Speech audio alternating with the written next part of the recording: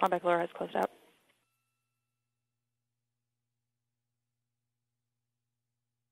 Rock, RC, countdown 1. Rock. Verify range is green and go for launch. Range is green. Stage 2, lock load, close out.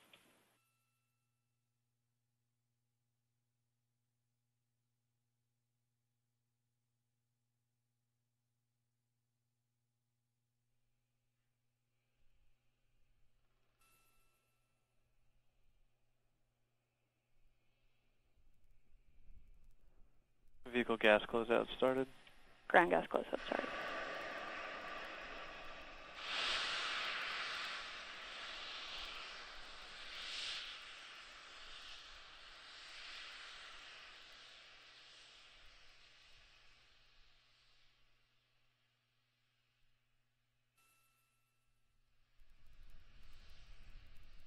AFTS is ready for launch.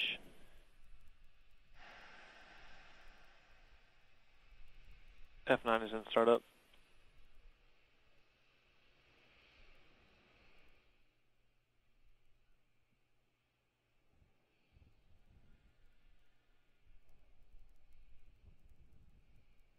LD, go for launch.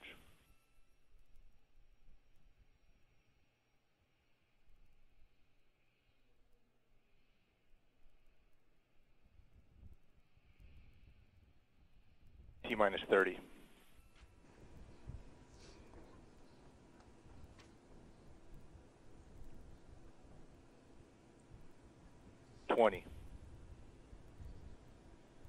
Flight tanks configured for flight. 15. 10. 9, 8, 7, 6, 5, 4, 3, 2, 1, and liftoff of Grace C of the Grace mission of tracking the movement of water across our planet. Vehicles pitching downrange.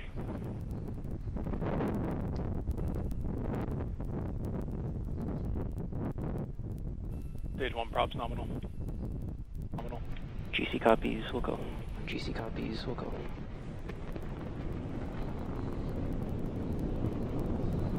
All right, we have a liftoff, Frankie. Good, Sammy.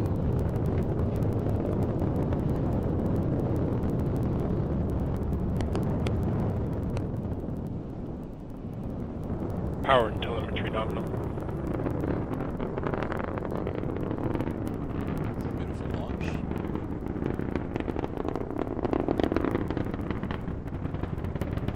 Falcon 9 is going up. We're going to have first step is the max Q coming up in about 10 seconds. That's the point of maximum stress, mechanical stress on the launch vehicle.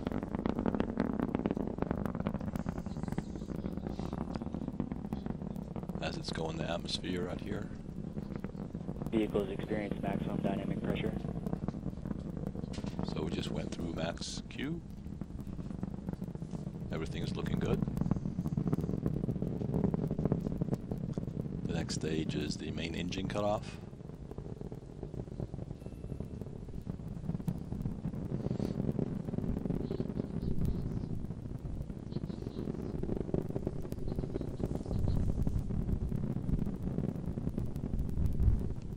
Engine cutoff is in about 50 seconds.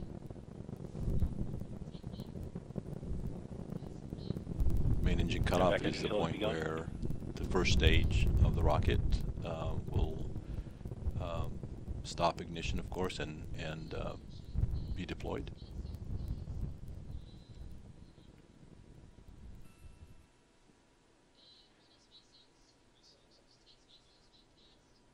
You can see an image now from rocket image, actually.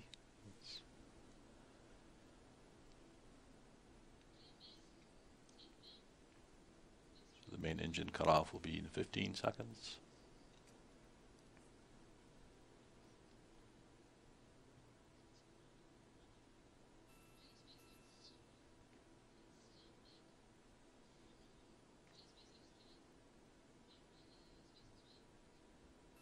Eco. We have main Stage engine separation confirmed. And stage separation has been confirmed. So the first stage was deployed. You can see an image from the second stage. Impact ignition. Stage 1 AFTS has saved.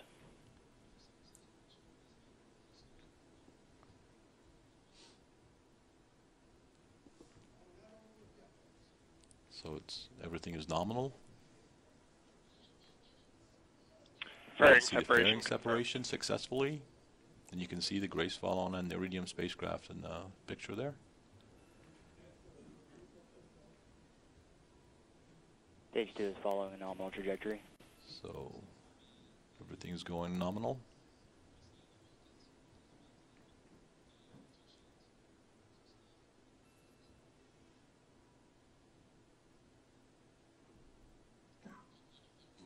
It's an image of the second stage.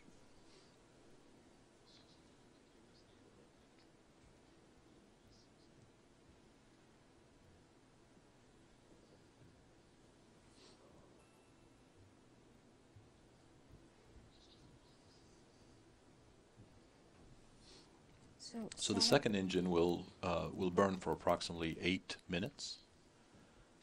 That will get the second stage and both the Iridium and Grace Follow-on stack up to the point where Grace Follow-on will be separated from that stack, and then the launch vehicle, the second stage, will continue on and deploy the Iridium satellites after another burn, actually. All right. So we have 8 minutes until the second engine cutoff. Correct. So we're going to take some time to introduce folks to some of the members of the team. While we wait for the end of the engine burn, we thought we would be able to introduce you to some of the project managers, Phil Morton of JPL and German research project manager Frank Fleckner. They're both in the SpaceX control room at Vandenberg right now. They're monitoring this launch, but we did talk to them earlier about their roles and the stories they tell us about the relationship between the two teams. They tell us is a partnership that goes way back. The data is available and needs to continue to be available, and how do you use it in a way that helps or benefits where you live specifically, because you can really track right to where you live what the future might be like. There are tools now to monitor and estimate what the future might be like given the trends that we see. I have the responsibility for the mission with NASA. That's sort of the way a project manager role is defined. So my responsibility is that the mission comes together and operates successfully. I have a counterpart, Dr. Frank Fleckner, who's at GFZ in Germany. I was already the co-PI of the GRACE mission, and I became the GFZ project manager for all the German contributions to the mission.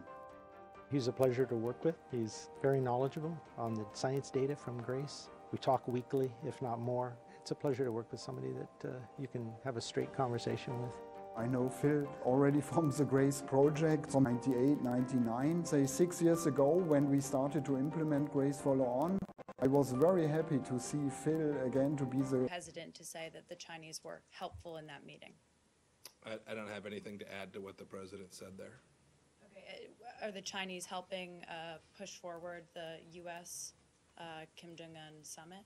Can you talk about their role? The Chinese have offered historic assistance in the pressure campaign, literally historic assistance. President Trump has made clear, and I've made clear too, that it's incredibly central that that pressure remain in place and that China continue to participate in that pressure campaign, and we have every reason to expect that they will continue to do so. Hi. President Rouhani said yesterday that he questioned who are you to tell another nation what to do in its foreign policy. So who are you to tell them what to do? What response do you have to him? Yeah, I didn't see those remarks. The Iranian people get to choose. The Iranian people get to choose for themselves the kind of leadership they want, the kind of government that they want. They get to choose the individuals who lead their country, and then they get to live with the choices that those leaders make. I wasn't describing what Mr. Rouhani should do or what Mr. Zarif should do. I was only articulating what America intends to do. Last question, Thank you very much, Mr. Secretary. So my question is on the Iranian hostage. Yesterday you mentioned that the government is working very hard to bring the American hostage home. Could you please give us an update and elaborate what efforts are underway given the frosty relations between the two? Thanks. Yes, I suppose one might have 2 months ago described the relationship between the United States and the DPRK as frosty, and we returned 3 Americans. We almost always have our citizens detained by countries that aren't friendly to us. We work to find mechanisms that deliver these important outcomes. I've talked to many family members, and I know how central that is. You can rest assured that not only is the State Department, but the entire United States government working diligently